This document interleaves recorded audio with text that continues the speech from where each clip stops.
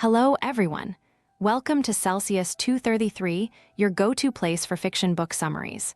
Today, we will explore the depths of The House of Mirth by Edith Wharton. The House of Mirth, published in 1905, is a novel by Edith Wharton that delves into the life of Lily Bart, a young woman navigating the treacherous waters of New York's high society in the early 20th century. Set against a backdrop of wealth, opulence, and rigid social norms, the novel explores the consequences of beauty, the pursuit of happiness, and the societal expectations placed on women. Plot summary: Lily Bart stands poised on the precipice of New York's high society, a glittering figure whose beauty draws admiration and envy in equal measure. In a world where wealth and status dictate the course of one's life, Lily knows her beauty is her greatest asset, her ticket to the luxurious existence she craves. Yet, as she moves through the lavish balls and opulent estates, a sense of restlessness shadows her every step. She desires not just comfort, but a sense of belonging and freedom from the rigid expectations placed upon her. One afternoon in early September, Lily encounters Lawrence Selden at Grand Central Station. Selden, a lawyer of modest means, offers her a fleeting glimpse of a life beyond the superficial. They share tea in his apartment, a sanctuary of tranquility away from the demands of society. Here, Lily can momentarily shed the facade she wears and feel a rare sense of ease.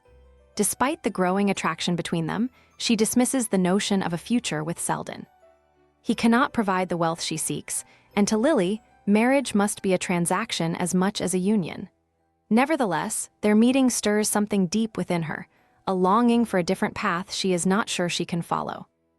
Lily sets her sights on Percy Gryce, a wealthy but dull bachelor who could secure her place in society.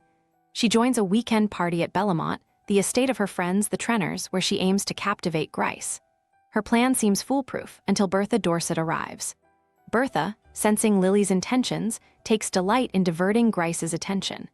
As Bertha's machinations unravel Lily's plans, Lily finds herself drawn back to Selden, spending more time with him than with her intended prey. Her distraction costs her dearly, and Gryce slips away, leaving her with a bitter taste of defeat. Lily's failure to secure Gryce sets off a chain of events that threatens her precarious position. In an attempt to maintain her lifestyle and social standing, she entangles herself with Gus Trenner, a wealthy man whose intentions are far from innocent. Trenner offers to invest money for her, presenting it as a favor, but Lily soon realizes he expects something in return. When he confronts her, insinuating she owes him more than gratitude, she is horrified and attempts to distance herself from him. Yet, the damage is done. Whispers begin to circulate, and her reputation starts to fray at the edges. Seeking refuge from the growing scandal, Lily turns to her aunt, Mrs. Peniston, hoping for financial assistance. However, Mrs. Peniston, misled by the rumors and disapproving of Lily's conduct, refuses to help. As Lily's social circle tightens around her, Bertha Dorset strikes the final blow. During a European trip, Bertha invites Lily, only to betray her. Bertha insinuates an affair between Lily and her own husband, George Dorset, effectively severing Lily's last ties to respectability. Cast out by her friends and dismissed by her family, Lily returns to New York, alone and destitute. In her newfound isolation, Lily faces the stark reality of her circumstances. Desperate for income, she takes a job in a millinery shop, a position far beneath the status she once held. The work is exhausting, and the indignities she suffers from her employers and former peers, who now look down on her, deepen her sense of despair. Despite her dire situation, Lily clings to a shred of integrity. In her possession are letters that could ruin Bertha Dorset by revealing her affair. Yet, when offered a chance to use them as blackmail, Lily recoils. She cannot bring herself to sink to the level of those who have betrayed her. Lily's downward spiral continues as she becomes increasingly dependent on sleeping medication to escape the harshness of her reality. The loneliness and loss weigh heavily on her, eroding her once vibrant spirit. She crosses paths with Selden again, who still harbors feelings for her. In a final, poignant encounter, they share a moment of understanding, but it is tinged with the sorrow of missed opportunities and the realization that the barriers between them have grown insurmountable. As Lily reaches the end of her tether, she uses the last of her inheritance to repay Trenner, freeing herself from the lingering sense of moral debt. But this act of redemption comes too late.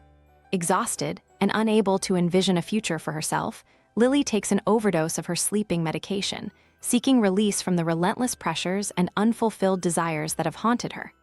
In the quiet of her modest room, surrounded by the memories of a life that could have been, Lily slips away.